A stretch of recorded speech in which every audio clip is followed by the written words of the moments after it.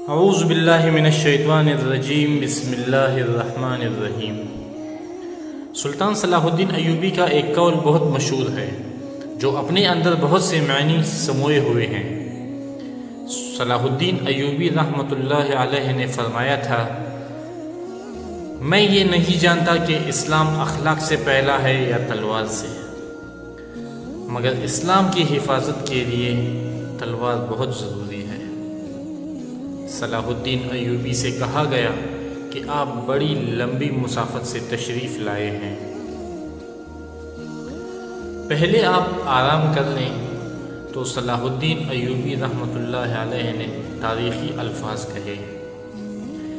انہوں نے کہا کہ میرے سر پر جو دستار رکھ دی گئی ہے میں اس کے اہل نہیں تھا، اس دستار کا حق نبھانے کی خاطر میں نے اپنا آرام اور اپنی نیند کو ختم کر دیا۔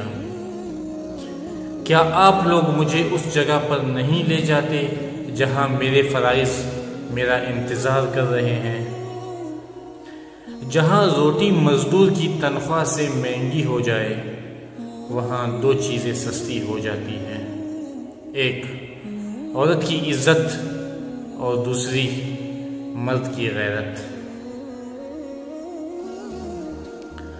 جب سلطان صلاح الدین ایوبی مصر پہنچے تو مصر کے شہنشاہ نے ان کے استقبال کے لیے راستے میں پھول کی پتیاں بچھا دی، تو صلاح الدین ایوبی رحمۃ اللہ علیہ نے راستے میں پھولوں کی پتیاں دیکھ کر پاؤں پیچھے کر لیا اور کہا، صلاح الدین ایوبی یہاں پر پھولوں کی پتیاں مسلنے نہیں آیا، مسلمانوں کی زندگی پھولوں کی سیج نہیں ہے۔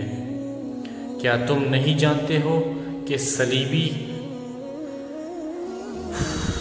سلطنت اسلامیہ کو بے دردی سے کاٹ رہے ہیں، صرف وہ اس لیے کہ ہم نے پھولوں کی پتیوں پر چلنا شروع کر دیا ہے۔ ہم نے اپنی ہی بچیوں کو بے پردہ کر کے عصمتیں رون ڈالی ہیں۔ میری نظریں فلسطین پر لگی ہوئی ہے، تم میری راہوں میں پھول بچھا کر مصر سے بھی اسلام کا خاتمہ اور اسلام کا پرچم اتروا دینا چاہتے ہو۔ سلطان صلاح الدین ایوبی نے ارتاق والٹی کرک ریجینالڈ نامی گستاخ رسول کو قتل کیا۔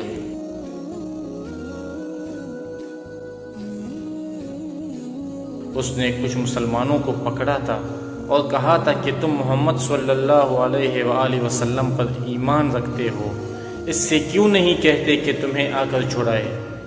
سلطان صلاح الدین ایوبی رحمۃ اللہ علیہ کو جب یہ بات پتہ چلی تو اس نے قسم کھا کر کہا تھا کہ اس گستاخ رسول کو میں ہی قتل کروں گا۔ سلطان صلاح الدین ایوبی نے اس کی تمام بدعمالیاں